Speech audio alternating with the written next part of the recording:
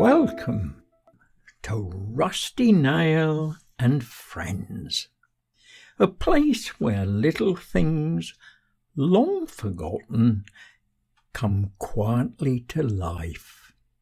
In a garden shed, the smallest of friends find the biggest of adventures.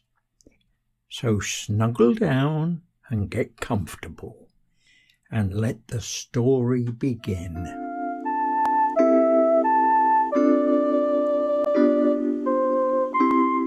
The arrival of Mr. P Verny. There were not what you would call any sophisticated tools living in the garden shed, apart from a few twist drills, who kept themselves to themselves most of the time. Rusty always had the feeling that they tended to look down on things that didn't come in exact sizes, and seemed to class wood screws as a better fixing than nails, which is why they didn't always get on too well. There was an old steel rule, but it was rather bent. So it was quite a shock when an unusual visitor turned up one morning, as Rusty was clearing away the dishes after breakfast, and she heard a gentle tapping on the scrap-box door. "See who it is, Wingsey," she shouted, noticing that Sprocket was busy sweeping crumbs from under young Pinion's chair. "If it's Springaling, tell him we can meet him on the bench later for a game of marbles, if that's what he wants." But when Wingsey pushed open the door, he was surprised to see a very smart-looking Vernier that was just about to tap a game with his walking-stick. "Good morning," said the Vernier, a little taken aback at seeing Wingsey's very large ears appear in the doorway. "I was taking a morning stroll, and I thought I might introduce myself to any other tools that live in the shed." "Oh, I see," replied Wingsey, staring rather rudely at the highly polished stranger. "Well, if you wait here, I'll go and ask Rusty what she thinks." "Rusty?" repeated the Vernier sharply. "Please don't use that horrible word again in my presence. It brings me out in a cold sweat." "Oh dear," said Wingsey. "Well, what name shall I tell her?" "Say Mr. P Verny has just moved into the workshop, and would be pleased to meet the other residents." "Mr. P Verny," repeated Wingsey, as he slammed the door and ran across to where Rusty was busy scouring a saucepan. "Rusty, Rusty," he began hurriedly, tugging at her apron, "there's a Mr. P Verny at the door, who says that he's just moved into a workshop, and he wants to meet a resident.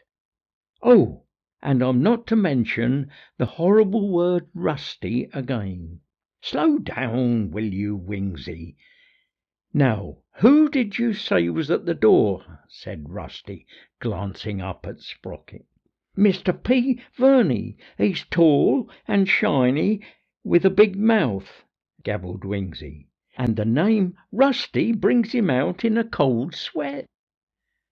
"A cold sweat, does it?" replied Rusty, as she stomped off towards the door, followed by Sprocket and young Pinion. "Good morning," said Mr. Verny, as the door swung open, before jumping back in fright as he noticed Rusty Nail's bright orange arms.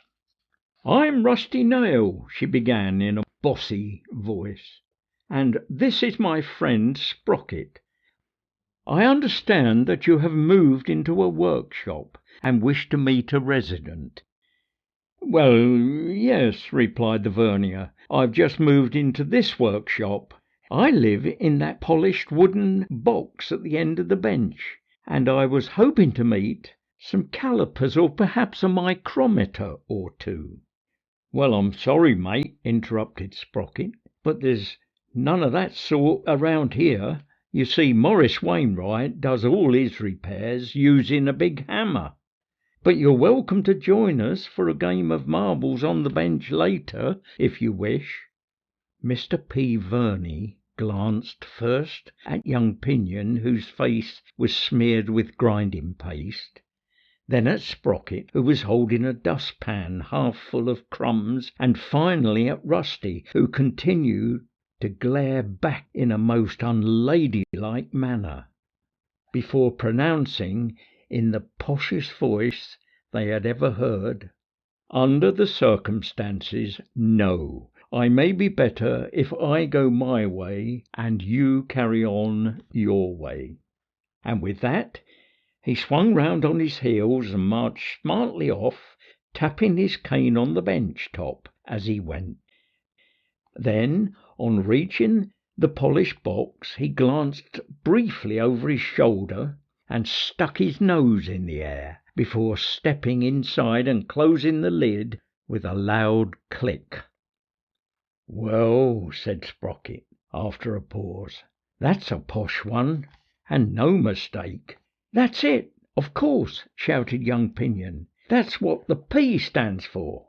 "What P?" said Rusty, looking puzzled. "His name," replied Pinion. "The P must stand for Posh. Mr. Posh Verny." "You're certainly right there, lad," said Sprocket, smiling as he repeated the name. "Posh Verny," and they all began to giggle.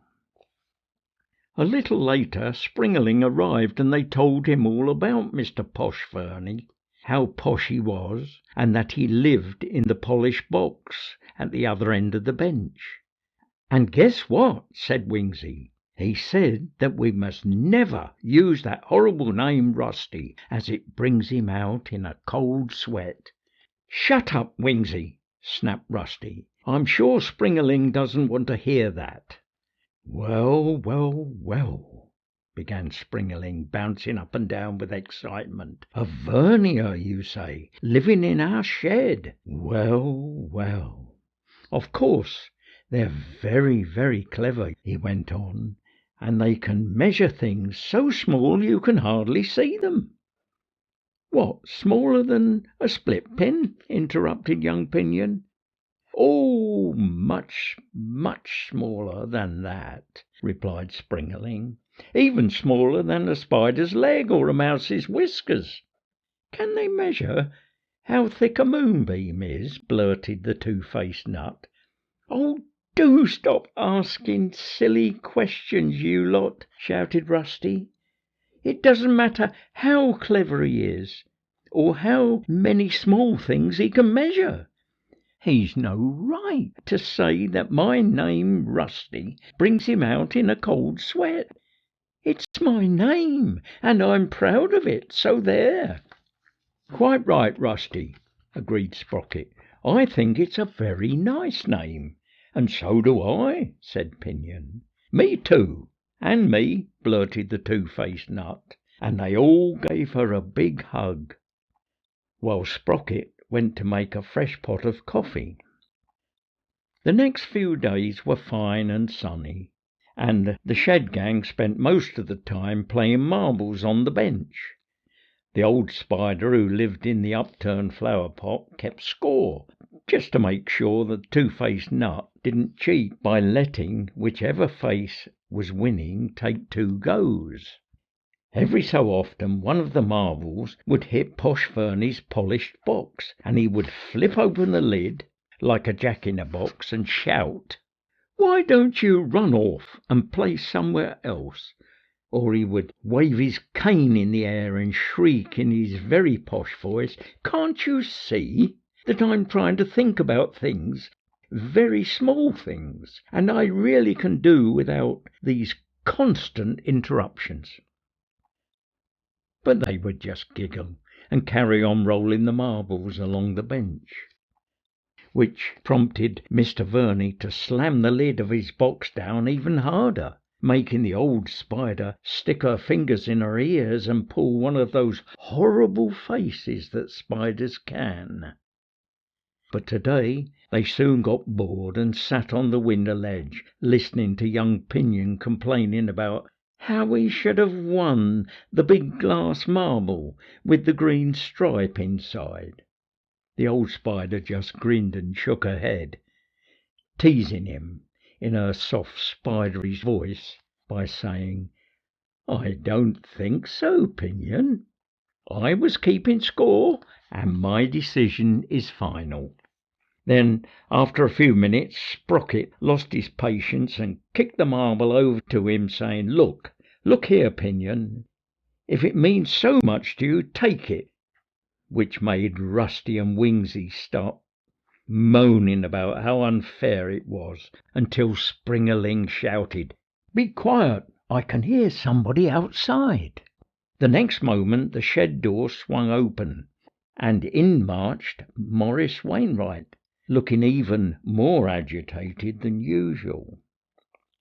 "That's the second time somebody's walked off with it," he mumbled to himself as he began scrabbling about in the rubbish underneath the bench. It's either those kids or the pesky fairies that keep nicking them." And with that he picked up a piece of rusty old iron off the bench and stared at it. He grunted, opening the lid of Posh Verny's box and grabbing him by the legs, sticking the rusty iron into Verny's mouth. "I suppose this will have to do. It looks about the right size." Then he threw Posh Verny back onto the bench and clamped the piece of iron into the vice, before taking the biggest hammer he could find and began beating the end into something resembling a crooked umbrella handle. Morris was striking the bar with such force the bench almost lifted off the floor, throwing poor Mr. Verny into the air with each blow, until at last he toppled off the edge of the bench and landed head first in a bucketful of rusty washers. The old spider had scurried back inside her flower pot, leaving the others to stare at Morris in amazement, while the flower pot leapt up and down on the window ledge with each hammer blow. "Whatever is he doing?" Springaling managed at last, as he sprang about on the bench. "It looks very exciting." "And painful," shouted Wingsey, wincing each time Morris clobbered the bar until he could stand it no longer and fell flat on his face, blocking up his ears. Removing the bar from the vice, Morris held it up to the window and closed one eye, as if he was checking a fine piece of art. Then he smiled for the first time and wiped the piece of twisted metal on his shirt sleeve. "Magic," he said, and rushed out of the shed, slamming the door shut behind him. "Thank goodness that's over," said the old spider, peeping through the hole in the top of the flower pot. "I hate it when he starts trying to make things. Why can't he just leave us in peace?" "I couldn't agree more," replied Rusty, whose feet were still tingling. "Because," began Sprocket in his schoolmasterly voice, "because he imagines himself to be a fine craftsman. Why else would he bring Mr. P Verny to live in the shed?" "You mean Posh," blurted Wingsey, who had just clambered to his feet and was shaking his head, trying to stop his ears ringing. "Is that what craftsmen do, then?" he went on, pointing through the window at Morris, who was standing admiring the new walking stick he'd just hung on the garden gnome's arm. "Perhaps we should stop talking about fine craftsmen," said Pinion, "and start searching for Mr. Verny. Look, the lid of his box is wide open, but there's no sign of him anywhere." "You're right," interrupted the two-faced nut. "He may be injured or something." "Or just hiding," said Springaling, "from that horrible banging noise." Just then they heard a faint cry, as if somebody was calling from a very long way off. "Listen," said Sprocket. "Can you hear that? It seems to be coming from over there." and they all ran to the edge of the bench. "Help me, please," came the posh, muffled tones from somewhere deep in the rubbish that was strewn across the shed floor. "That's Posh Verny's voice," said Rusty, staring into the gloom. "Yeah, and he doesn't sound very happy, if you ask me," replied Sprocket. "Help me, please, I'm stuck." "Look!" shouted Wingsey. "I think that's Posh Verny's feet sticking out of that old bucket." And as their eyes became accustomed to the gloom, they could clearly see Posh with his head stuck firmly between some rusty washers, frantically waving his legs about in the air. He looked so funny that for one moment they all felt like bursting out laughing. But Rusty raised her hand in the air and put on that special face that said, "This is not the time," before shouting, "Just be patient, Mr. Verny, and we'll be down to rescue you in a couple of jiffs." With that she asked Springaling to lean over the edge of the bench, while the others held tightly on to his feet. He soon managed to grab Posh and pull him free, while the others bounced him up and down like a yo-yo, until at last they managed to grab Posh Verny's arms and haul him back onto the bench.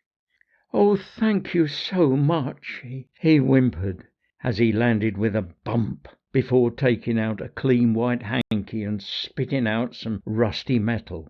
"I really must look a dreadful sight."